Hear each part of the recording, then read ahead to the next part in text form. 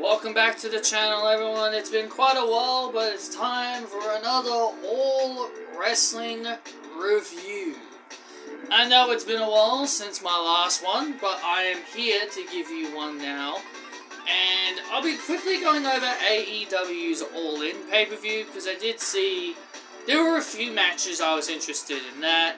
Dynamite this week, also Raw, anything from Raw this week that was positive, and maybe a little snippets of NXT, if there's anything I can add.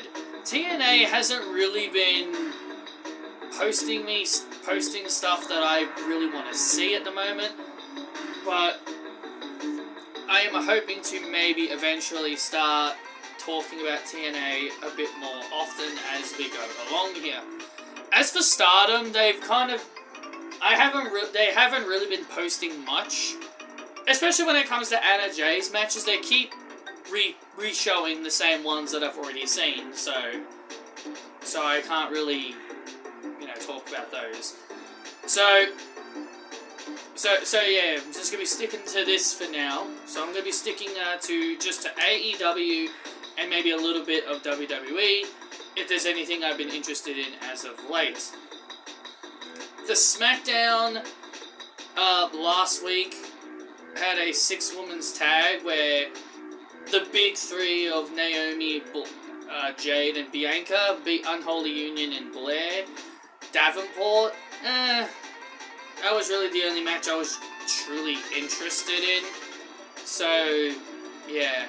Also, wasn't a fan of them. I mean, I get why Blair had to be the one to lose, because you don't want to have the champions lose. But I just didn't like how easily Blair got beaten. Also when it comes to All In, AEW's All In show, my god, there's a lot to talk about when it comes to that. Mariah May is the new AEW Women's World Champion. I really enjoyed the match Mariah and Tony had. Mariah May was busted open, she had blood on her. Like, that's the thing that I love about women's matches in AEW. Like, they're not afraid to have their women get cut up and get busted open. Like, I miss that so much. I miss when women... I like that a lot about AEW's women. They're not afraid to have their women shed some colour, while WWE aren't really as much. The only match that I feel that should really have blood when it comes to women's matches, that is Rhea Ripley and Liv Morgan. They should really have a match inside Hell in a Cell and just allow them to bleed, but of course that's not going to happen. That's not what's going to happen. Absolutely not, because WWE are too afraid to have their women shed some blood. So yeah, I really did enjoy this match. Mariah May even slapped her own mother at ringside, which was really funny. Like, I'm hoping Mariah informed her mum in advance that she was going to slap her at ringside, because that probably would have caught her off guard if Mariah never told her. I'm pretty sure Mariah would have told her mother, hey, I'm gonna slap you in the face and just sell it, okay? Like, just randomly going up to your parent and just hitting them without really telling them in advance would be kind of weird. But Mariah May won. But Mariah May won the title. But I swore a lot of people told me that Saraya beating Mariah May was going to bury Mariah's career and she was going to lose all the momentum in the world. Oh, she shouldn't be losing to Saraya. And that's all it is. That's all the fans did. All they were like is that she shouldn't be losing to Saraya. And then, of course, that ultimately meant she's now buried, and now she's the AEW Women's Champion. Yeah, what a great burial Mariah May is on. She's at the she is so buried that she's now wearing the Women's Championship around her waist. And speaking of All In, and speaking of Saraya, Jamie Hayter made her return on the pre-show, and a lot of people hated this. A lot of people hated this for some... I get why it's on the pre-show, but where on the main card? I want to ask you guys this valid question. Where on the main card would you have Saraya come out cut the same promo that she did on the pre-show about demanding respect and having Jamie Hayter interrupt her. Where, oh where on the main card would you have slotted this? Well, we wouldn't have had it happen at all. We would have just had Jamie Hayter come out during the Mercedes match. Why should Jamie Hayter just come out during the Mercedes match? That wouldn't make any sense. I don't really want Jamie Hayter anywhere near Britt Baker, if I'm being completely honest. So the answer is, there is no spot. There is no way you could fit that whole segment of Saraya cutting a promo and then Jamie Hayter coming out on the main card.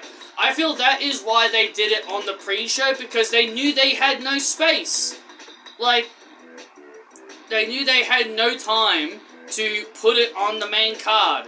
Apparently one of the matches had to get trimmed it down because one of the matches had to get trimmed it down. I think it was Jack Perry's match? That's what I heard. I heard Jack Perry's match had to get not completely cut, but just chopped down a bit. Like, they had to cut down the time on it, because I think Mercedes and Britt Baker was going to get a lot of time for their match, so they had to trim down his match. So, that would mean Saraya and Jamie Hayter would also be adding more time dropping on some of the matches on the main card. So I feel like that is why they did it on the pre-show.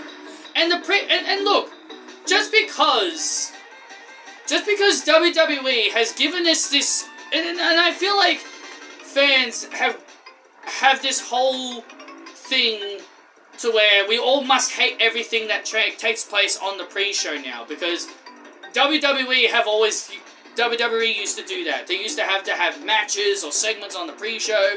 People would complain about it being on the pre-show. Like, WWE has created this habit of fans getting mad about either matches or certain things taking place on the pre-show. It should not matter if it's on the pre-show or not. It really shouldn't matter if it's on the pre-show or not. So overall, it was great to see Jamie Hayter come back. She was absolutely needed. She was someone that really needed to get back into AEW. And AEW's women's division is so bloody good right now. There's no way you can look at AEW's women's division and say WWE's is better. There's no way. You can't say WWE has a better roster than Mercedes, Jamie Hayter, Saraya, Anna Jay, Ruby Soho when she eventually comes back, Deonna Purrazzo, Thunder Rosa, Mariah May, Toni Storm. There's no way you can say WWE has an overall better women's roster than all those ladies. There's no way. And if you think WWE does have a better roster than AEW, then you're just completely lying to yourselves. There's no way that WWE's women's roster is better than AEW's right now. So, that's kind of how I view it, really. That's kind of how I view it. And the last thing I'm going to talk about from All Out, well, there's two more things I'm going to talk about from All Out, actually. One other thing I'm going to be talking about from All Out is Bryan Danielson becoming the new AEW Heavyweight Champion. I am very happy for him. Very happy for him that he became the AEW Champion.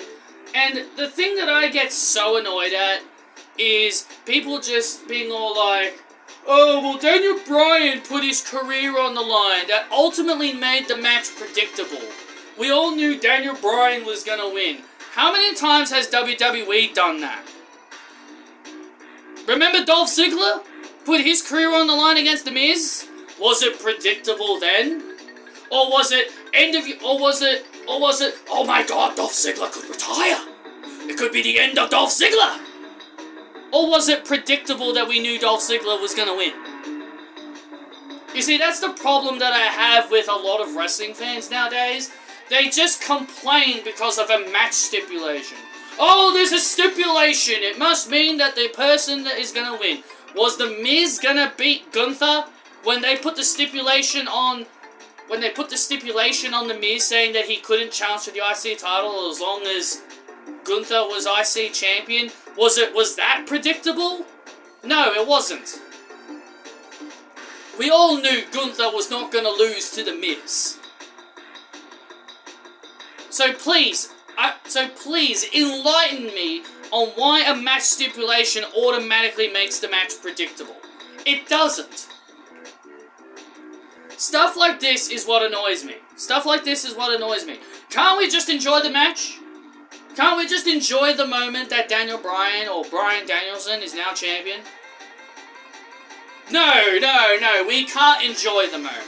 We can't enjoy the moment of Bryan Danielson with Brie Bella and his children. We can't enjoy the moment of the Danielson family having a nice moment together at All In, all because the match outcome was obvious. I can't chant yes. I don't want to start chanting yes in the middle of the ring with everybody else because I knew Bryan was gonna win. That's all I ever hear. Is people talk about how predictable match outcomes are. Yeah, well, I'm sorry, but WWE's matches have been very predictable. WWE's match outcomes are even more predictable than basically majority of things that happen on AEW nowadays. Please, give me a break. I enjoy the AEW matches way more than I enjoy the WWE ones. Because you know why? Because AEW actually give their women freaking time! They actually give their women time! They tell stories! They don't waste our times with 3-minute matches with no story. At least I can actually enjoy what they do with their women. But regardless, you guys know I'm not the biggest Swerve guy. You guys know I'm not the biggest Swerve guy in the world. So, to me, I'm just like, it's Swerve. Like, it's not that big of a problem. I mean, sure, if you're a Swerve guy, then yeah, it would be a problem for you. But again, to me, it's like, who cares? He beat Swerve. That's what I was like when people tried to argue with me. I'm like, I'm not a Swerve guy, so I don't really care. I don't really care that he beat Swerve. And besides, despite that I don't like Swerve, Swerve didn't have a long reign with the championship. From what people said, he was only given 4 months with the championship. See? Not every championship needs to be over 200 days. Not everyone needs to be champion for over 200 odd days. But that was the problem with Soraya's title reign, apparently, because it was too short. Not every single title reign needs to be long. I have been saying that for months, how championship reigns should not always be long. Yes, I got upset that DIY lost the titles within 1 week, or 4 weeks I should say, because it was 28 days, after winning the titles from A-Town Down Under, but you see, that's different. You see, that's different. That was losing in their first title defense. Saraya actually did successfully defend her title once. That was against Toni Storm in a rematch. And that was against Toni Storm. So you can't say Saraya lost it in her first defense. She technically lost it in her second defense. So she at least did have one successful title defense before she dropped it. But it was too short. Not every reign needs to be long. And I'm okay with short title reigns if it makes sense. If it makes sense for a short title reign, I'm okay with it. Just like how Becky Lynch had a short reign. Made sense. She can't just hold it for X amount of days just because you like someone. They can't hold it for so long just because you like them. And that's the thing I get annoyed about nowadays in wrestling. People just complain about title reigns being too short. I'm like, well, not everyone needs to be champion for 100 days. Hell, even MJF didn't have a long reign. He immediately lost his title back to Will Ospreay. Oh no, that's another concept that I know a certain someone doesn't like. When when the previous champion wins back the title they just lost. But regardless, regardless of what I'm saying, I'm happy with Bryan winning the title. I feel like it was a good moment for him, and for Brie, and for their family, and for his family, and for their children to see their daddy become champion.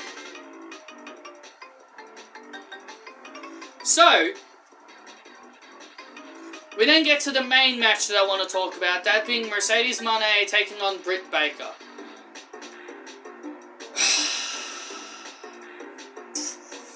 Oh, man, this match, man, I'm not putting any of this on Mercedes, by the way. I'm not putting any of this on Mercedes. This match should have been a classic. Everyone knows that.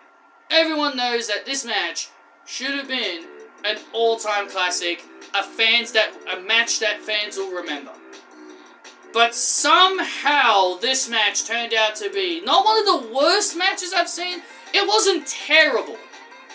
But this match had garnered a lot of hate, not because of Mercedes, shockingly. Not because of Mercedes, shockingly. Holy shit, Mercedes not being blamed for anything? Jesus, it must be a miracle. It must be a miracle today that Mercedes isn't being blamed for anything. Like, people always like to point the finger at her.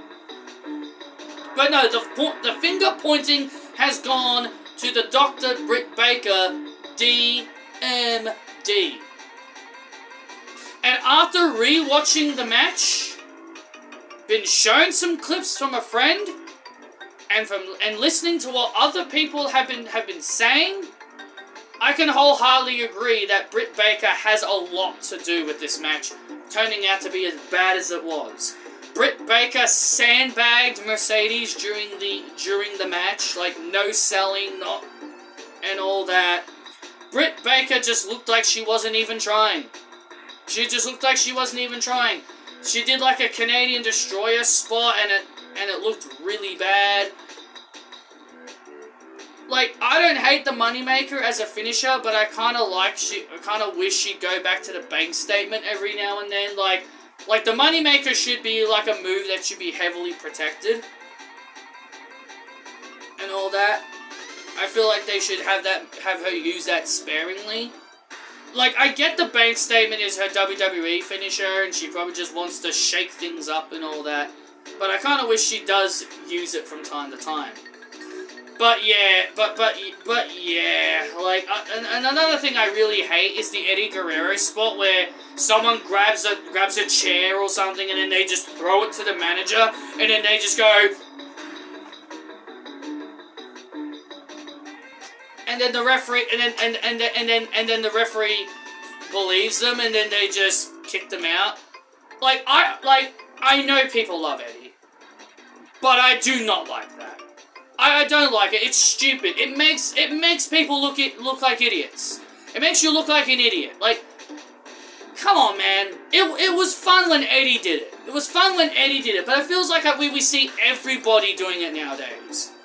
It was fun when Eddie did it, but we see so many people doing it now, and it's just like, it's lost its luster. To me, it's lost its luster. It's 2024, guys. It's 2024. Can we please move on from the Eddie stuff? I see it so much. The fake outs, the lying, cheating, stealing, the three amigos, the three amigos, like nearly every damn Mexican wrestler does it nowadays. Like, it's crazy. It's crazy how often we see Eddie Guerrero continuously being tributed. I get it, he's a legend. And I'm probably gonna get a lot of hate for this. But I wish they'd stop. I wish all this stuff would kind of get removed. Well, not removed entirely, but just use it sparingly and not use it all the damn time. But Mercedes did ultimately win this match, and yeah, this match got a lot of negative hate because of Britt Baker. And I kind of I fully agree. I think Britt Baker really wasn't trying, sandbagging Mercedes throughout the match. It just wasn't good. Mercedes even, went on the media scrub, really, I think she really went hard on Britt Baker there, and then some moron just asked her about her divorce, which is so stupid. Why would you ask her about her divorce, you absolute nincompoop? So, let's talk about Raw. What happened on Raw? Well, the only really good thing on Raw that I really enjoyed was Bronson Reed. Bronson Reed and Braun Strowman had the best segment of the night, where Braun Strowman and Bronson Reed were fighting in the parking area, and then Bronson Reed did a tsunami on top of a car. It looked bloody insane, and it was good. Easily the best thing. Bronson Reed is easily the best thing going on Monday Night Raw. I wish I could say the same thing about Rhea, but I'm not really interested in Rhea's feud with Liv Morgan, because it's the same old stuff every single week. Why can't Rhea Ripley just wrestle on Raw for a change? But no. She's now turning into a special attraction where she only competes on pay-per-views. And I don't like that. I don't like how Triple H just makes every single wrestler a special attraction. Like have CM Punk wrestle on Raw for a change. Have CM Punk wrestle on Raw for a change. Like we see the same people wrestling every single week. Like, I want to see CM Punk wrestle Chad Gable. I want to see CM Punk wrestle a Bronson Reed. I want to see Rhea Ripley wrestle an Io Sky. I want to see Rhea Ripley wrestle a Kyrie. I want to see Rhea Ripley wrestle someone that's not Liv Morgan for a change. Like, change things up. Change things up, please. Like, change things up, please. That's my issue right now with Raw. They're not changing things up. They're just sticking to the same formula, and it's boring. I want to see something different. As for NXT, they had TNA's Rosemary show up on NXT, and, you know, sure, cool. It's at least someone different other than Joe Hendry. Well, never mind, he did turn up on NXT because he's got a match at No Mercy. But at least it's someone different. At least they finally gave someone else an opportunity to compete on NXT.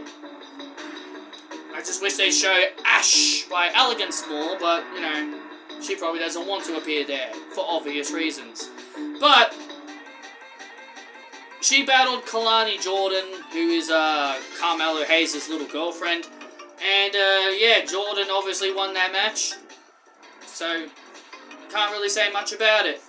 But it was cool that somebody else from TNA was actually given an opportunity to wrestle on NXT. When is TNA going to be getting Cora Jade and Roxanne Perez turning up on TNA, huh, WWE? When are you going to start giving TNA your big names? When are you going to start allowing big names to turn up on TNA? Like Roxanne, Cora Jade, Ethan Page, Trick Williams. When are you going to start having your big names turn up on TNA? Probably never, because you don't want to give them any of your big names. And now the last thing I'm going to talk about was Dynamite. There was a few things on Dynamite I want to talk about that happened tonight on Dynamite. Jamie Hayter came back, made her return match against Harley Cameron. Man, I wish Harley Cameron start winning. I'm not trying to say, before anyone gets any suspicious ideas, I am not in any way saying Harley Cameron should have beaten Jamie Hayter. In no world am I saying that. I'm just saying every single time I've seen Harley, she's always on the losing end. All I'm saying is I want to see her start winning more. I just do not like that she's always losing. In no way I'm saying Jamie Hayter should be losing to her. I'm just saying I just want Harley to start winning matches. Because I don't think I've ever seen her win at all since she started wrestling in AEW. Sure, her pairing with Saraya is great, but I just want to see her start winning more. That's all I am asking for, Mr. Tony Khan. Then Ricochet made his debut on Dynamite. Oh yeah, I forgot to mention that. Ricochet made his debut at All In. I did forget to mention that. Oh well, I was too busy ranting about other things. But, yeah, Ricochet made his debut on AEW at All In. Pretty cool. And he had his first match tonight against big Aussie man himself, Kyle Fletcher. Shame that his first opponent had to be an Australian, but I'm not going to complain about that too much, because at least in AEW they actually treat their Aussies with respect.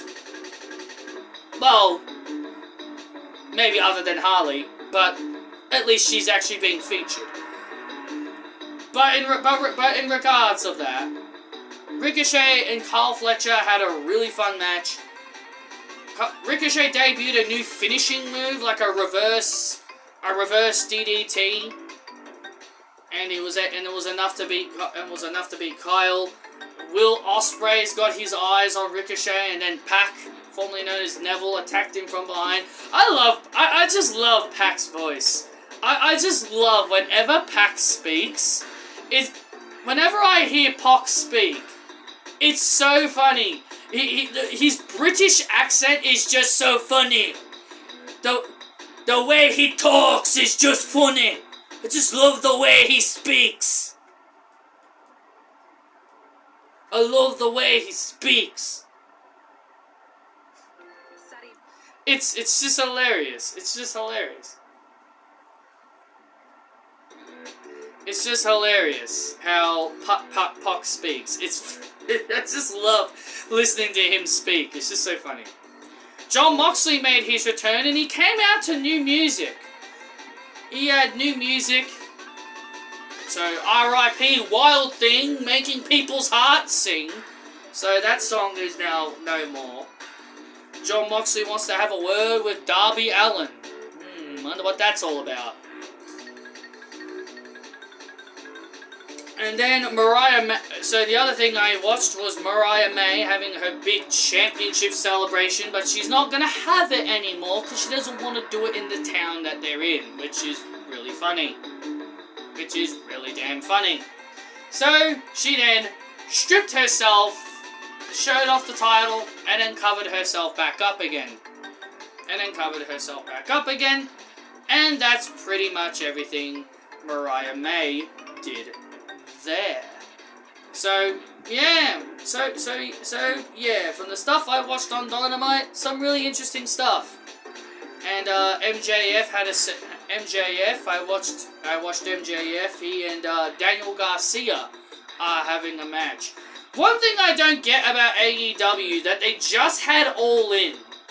They just had All In, and now 1 week later they're doing All Out.